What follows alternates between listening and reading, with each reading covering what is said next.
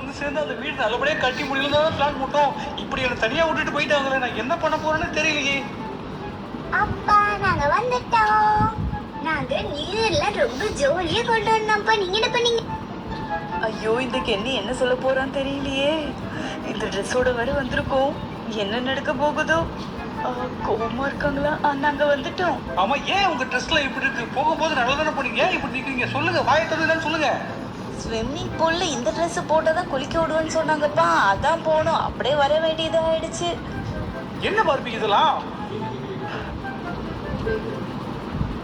இது வந்து விட்டுட்டு போனதுக்கு கோவப்படதானே செய்வாங்க.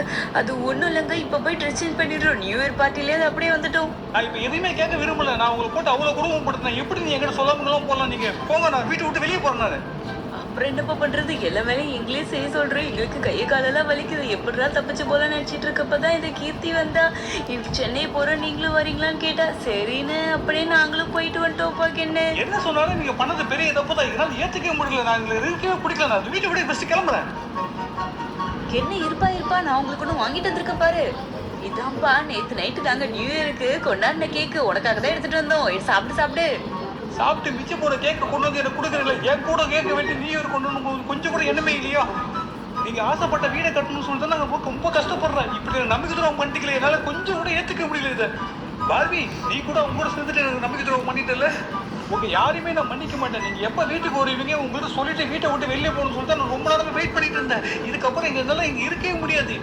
நான் உண்மையா வீட்டை விட்டு வெளியே போறேன். போங்க அண்ணா, நில்லு, கோவப்படாத. ஐயோ, என்ன நீங்க என்ன இந்த கோச்சுக்கிட்டு போறான்? நம்ம என்ன அவ்வளவு பெரிய தப்பா பண்ணிட்டோம்? என்னக்காக தானே நான் கூட சாப்பிடாம இதை கேக் எடுத்து வச்சேன். சரி, எனக்கு என்ன பண்றதுனே தெரியல. கேக்க சாப்பிட்டுக்கிட்டே பேசுவோம். அப்புறம் எல்லாருக்கும் என்னோட சார்பா wish you happy new year. Cake ரொம்ப நல்லா இருந்தது தெரியுமா? ஆனா இந்த கென்னதான் எப்படி சமாதானப்படுத்துறதுன்னு தெரியல. கொஞ்ச நேரம் சாப்பிட்றத நிறுத்துறீங்களா? கொஞ்சமாவது சீரியஸா பேசுங்க. கென்னு கோச்சுக்கிட்டு வீட்டை விட்டு போயிட்டாங்க. என்ன எல்லாம் ஒரு மாதிரி ட்ரெஸ் பண்ணிட்டு உட்காந்துருக்காங்க. யாரும் இருந்தா என்ன? அம்மா கென்னு சார் இல்லையாம்மா வீட்டுல? என்ன இவன் நம்மள கேவலமா பாக்குறான்? கென்னு இப்பதான் வெளில போன. அப்படி உங்களுக்கு என்ன வேணும்? உடம்பு பரவாயில்லையா? கென்னுக்கு என்ன ஆச்சு? நீங்க எல்லாரும் ஊருக்கு போயிட்டீங்களே, அந்த எல்லா வேலையும் அவர் தான் இழுத்து போட்டு எல்லாத்தையும் மாடு மூல பண்ணிட்டு இருந்தாரு. அதான் ஒரு உடம்பு சரியாம போயிடுச்சு. அதான் நேர்ல வந்து பார்க்கலாம்னு வந்தேன். சரி, நான் கென்னு வந்தா சொல்றேன். மனுஷன் பாவம், ஒரே ஆளு எவ்வளவு வேலை செஞ்சா தெரியுமா?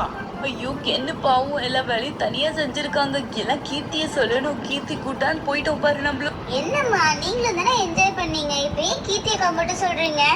நம்ம பண்ணதும் தப்பு தான். கென்னை இப்படி விட்டு போயிருக்க கூடாது. இப்ப என்ன பண்றது? கென்னை எப்படி சமாதானப்படுத்துறது? நான் சொல்றேன், கென் சித்தப்பா வீட்டை கட்டி பார்க்கணும் தானே ஆசைப்பட்டாங்க. அதை நம்மளே செய்வோம்.